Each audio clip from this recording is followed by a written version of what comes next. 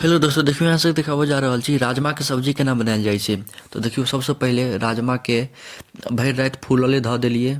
ठीक छै, भरि राति फुला लेब। ओहिके बाद अगला दिन प्रेशर कुकर में निकालि लेब, ओहिमे पानि धऽ देबै। ओहिके बाद एकरा गैस पर चढ़ा देबै। 2 सीटी काफ़ी छै, 2 सीटी लगा लेब। ओहिके बाद इम्हर 2 गो टमाटर काटि लेब, 3 गो प्याज काटि लेब। ठीक, इम्हर धनी पत्ता के बारीक काटि लेब। ठीक, इम्हर लहसुन, अदरक और हरी मिर्च के पेस्ट बढ़िया से बना लेब। देखियो ई तीनों के धऽ देलिए मिक्सी में। अब एकरा बढ़िया से पेस्ट बना लेबै। ठीक, पेस्ट बनि गेलै। अब एकरा साइड में कऽ देबै। अब इम्हर प्रेशर कुकर के फेर चढ़ा कऽ ओहिमे तेल धऽ देबै। ओहिमे ई सब पचफोरना, तेजपत्ता, जीरा, सूखा लाल मिर्च सब धऽ देबै। ओहिके बाद एहिमे प्याज व्याज सब धऽ देबै, मसाला सब धऽ देबै।